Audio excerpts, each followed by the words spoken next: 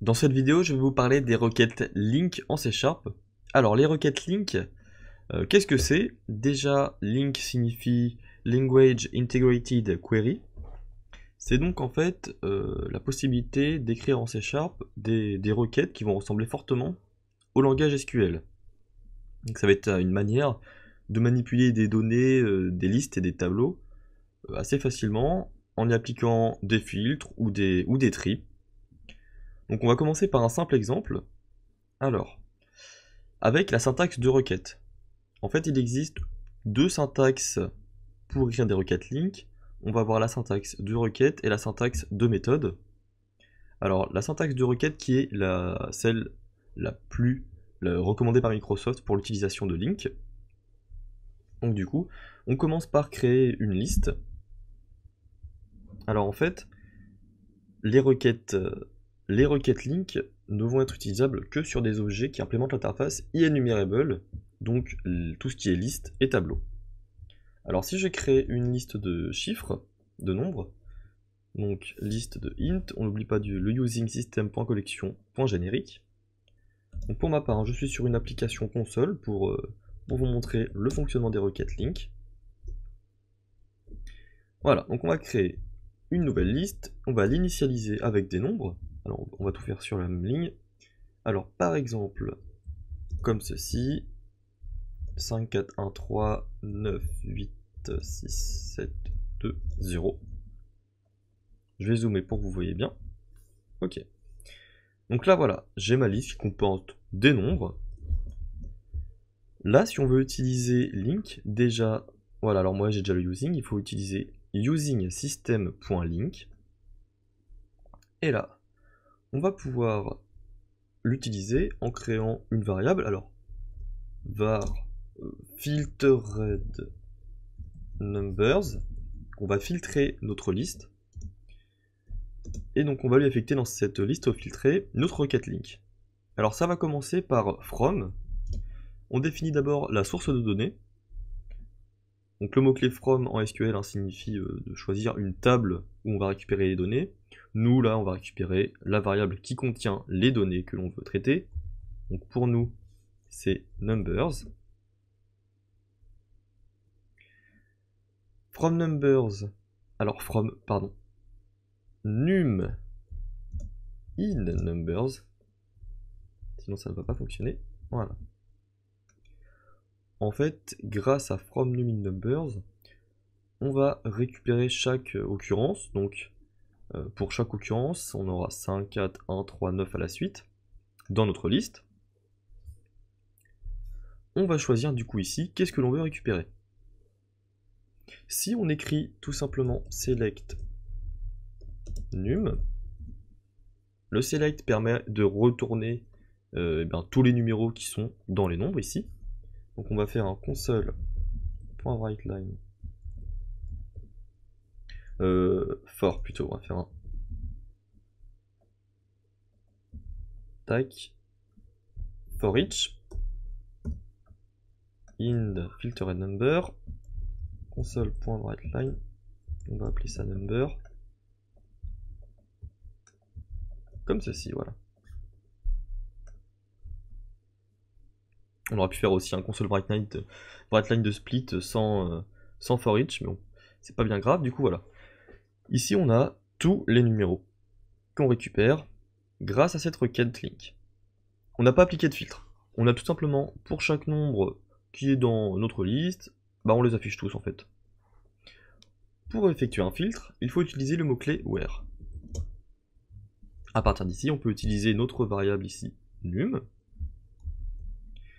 Et on veut prendre par exemple tous les numéros qui sont inférieurs à 3, ou bien tous les numéros qui sont supérieurs à 7.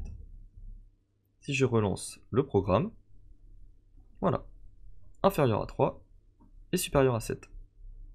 Et on n'a pas l'entre-deux forcément. Donc ça peut être ceci, ça peut être tout simplement la recherche vraiment d'égalité, où le numéro est égal à 4. Voilà, on a uniquement le numéro 4. Alors si on recherche un numéro qui n'existe pas, le for each ne nous renvoie rien. On peut même mettre un point d'arrêt et retourner, regarder, et bien voilà, en fait il n'y a absolument rien, 0 dans notre filtered numbers. Donc ça c'était le premier exemple. Alors on peut du coup retirer notre filtre et renommer notre variable. Alors on va même, si vous voulez garder cet exemple là dans votre projet plutôt, on va créer une nouvelle variable, ordered numbers, donc on va trier ici notre liste de nombres. Donc toujours le même fonctionnement, from num in numbers. Alors num, hein, c'est une variable que vous nommez comme vous voulez, hein. Elle pourrait très bien s'appeler x, ça ne poserait pas de problème. Et ici, on utilise order by. Vraiment, si vous connaissez le langage SQL, hein, c'est les mêmes mots-clés pour le tri, les recherches, etc., le filtre. Donc order by num. Et ensuite on choisit ascending ou descending. Et toujours, on n'oublie pas le select. Et ici, on peut faire un console.writeLine.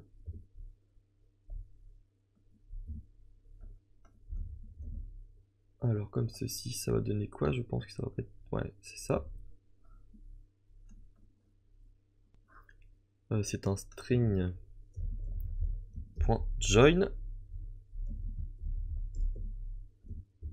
Avec une virgule. Et voilà.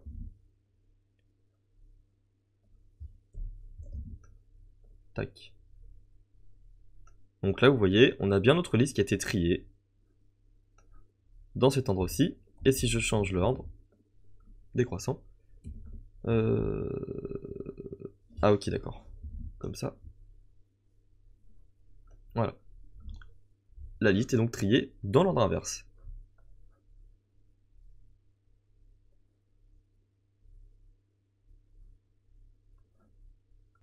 Alors on a aussi la possibilité d'utiliser des méthodes sur nos requêtes link. Alors par exemple, en déclarant une variable result qui est égale à from num in numbers, select num, on entoure tout ceci de parenthèses et on peut utiliser le point pour utiliser des méthodes ici. Alors on peut utiliser par exemple average pour obtenir la moyenne de notre liste. Console.writeLine result, et on va regarder la moyenne, 4,5. Donc voilà. On va donc passer à la syntaxe de méthode. Je vais juste m'occuper de mettre une région ici. Syntaxe de requête. Ça, je vais le retirer de cette région pour qu'on ait un aperçu de notre liste. Syntaxe de méthode. Voilà. Donc on va essayer d'avoir le même résultat que ceci. Alors ici par contre c'était pas terrible. On va remettre donc inférieur à 3 ou num supérieur à 7. Voilà. Donc pour obtenir l'équivalent avec la syntaxe de méthode, on utilise tout simplement notre liste, le mot-clé where, les parenthèses, et à l'intérieur de ces parenthèses, on est sur une expression lambda. Donc on va utiliser un prédicat alors que l'on nomme comme on veut, num par exemple, pour utiliser le même nom qu'ici. Et j'utilise la flèche pour appliquer ma condition. Num inférieur à 3 ou num supérieur à 7. À partir de là, je peux afficher mon résultat. String.join.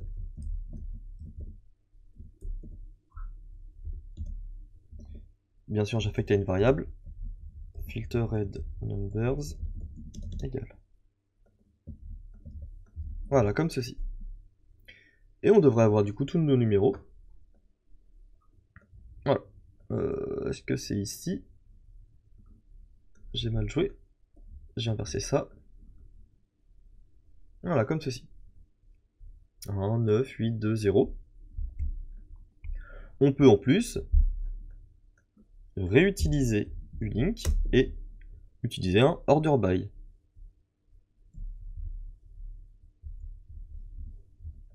Alors, order by,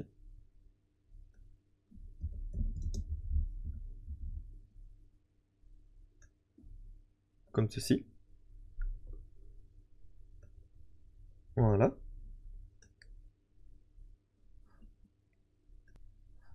Ou bien, order by descendant, il faut utiliser la méthode order by descending, et on obtient ici notre résultat. Alors, je vais mettre en commentaire ceci pour pas qu'on soit gêné. Voilà. Donc on a fait ceci. Et ensuite ici, eh bien, c'est pas bien compliqué. On peut dire que notre résultat, c'est égal à numbers.average, tout simplement. Et on l'affiche. 4,5. Donc la syntaxe est différente.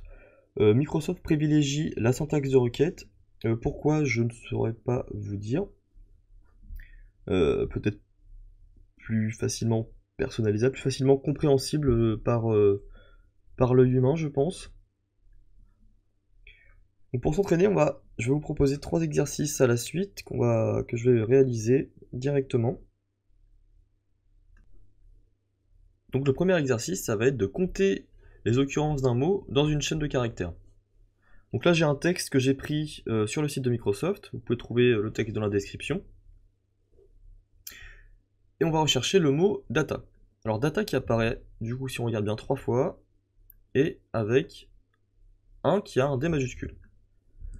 Alors dans une requête link, on va pouvoir travailler avec des tableaux, mais on va pas pouvoir travailler avec du texte, une chaîne de caractères comme ça, donc il faut en fait convertir d'abord notre texte en tableau. Et en fait, chaque mot doit être une entrée dans notre tableau. Donc pour ce faire, on crée un tableau de string. Donc c'est comme ça qu'on déclare un tableau, on met le type suivi des crochets. Source égale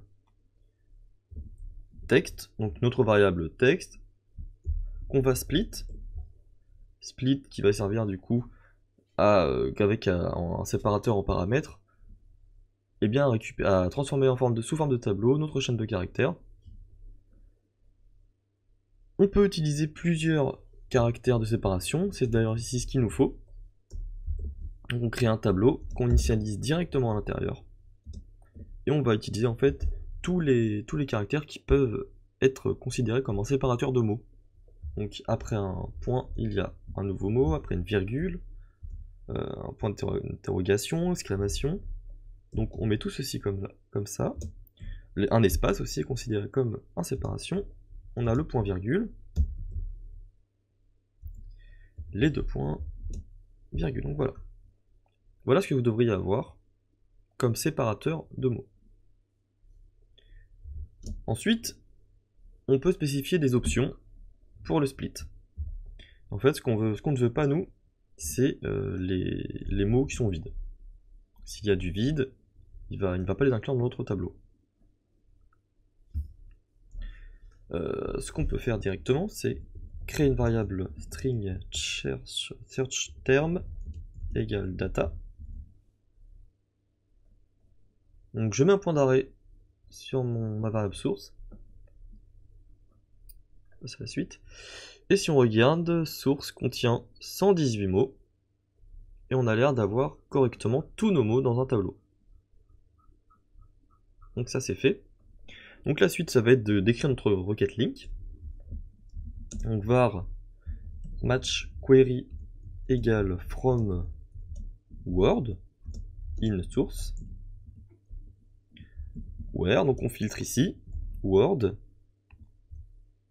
égale search term select word.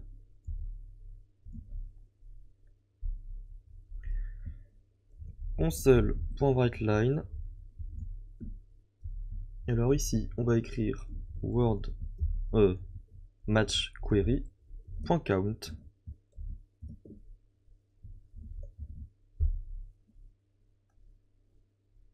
je lance le programme. Et là, vous voyez que j'ai 2 entrées. Alors pourquoi 2 et pas 3? Parce que on recherche data, mais il y a data ici avec une majuscule. Donc pour ce faire, dans mon where ici, je vais pouvoir appliquer toLower invariant ou toLower, parce que ici on parle de culture, mais ici on n'a pas besoin dans notre cas. Je ne vais pas entrer dans les détails. Donc voilà, toLower, searchTerm.toLower. C'est-à-dire que si on rechercherait par exemple data, à partir de là maintenant, toutes nos chaînes de, tous nos mots sont convertis sans majuscules. Ils sont tout en minuscules. Et on retrouve bien nos 3 occurrences. Voilà, alors, on pourrait très bien utiliser ceci. Au lieu d'utiliser le point count juste après notre match query, dans notre console WriteLine, on peut utiliser le count juste là, en ajoutant des parenthèses sur notre requête link et en utilisant le count. Ensuite, je vous propose de rechercher des caractères dans une chaîne. Donc on va rechercher des caractères qui sont des nombres dans notre chaîne de caractères. Alors voici ce que j'ai. Vous pouvez pareil récupérer dans la description. Ce qu'on va faire, c'est du coup directement créer notre query. String query égale from char. Alors on va appeler ça de caractère, donc c'est in a string where c.isDigit char.isDigit pardon de c.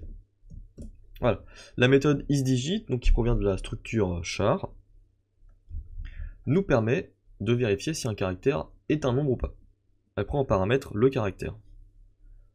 Grâce à from c in a string, on va parcourir en fait caractère par caractère notre chaîne. On sélecte tout simplement notre caractère. Donc, ce qu'on peut faire, c'est on peut écrire console.writeLine string query, alors string.join avec notre virgule comme ceci.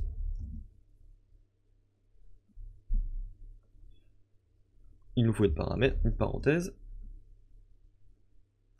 Voilà.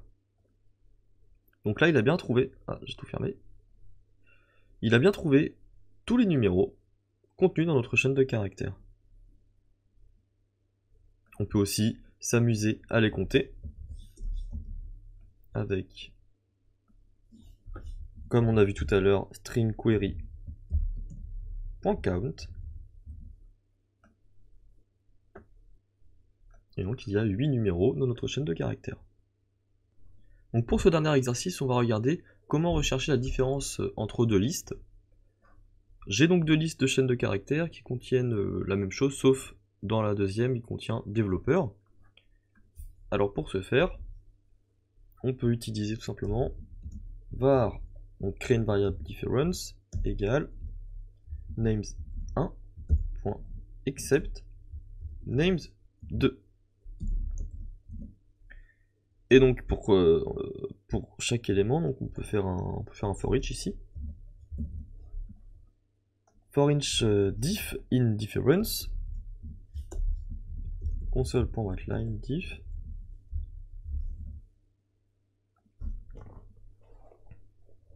Donc là, on n'a rien, puisque c'est normal. Dans name1, on a bien ceci. Dans names2, on a bien tout aussi. Mais on a développeur en plus.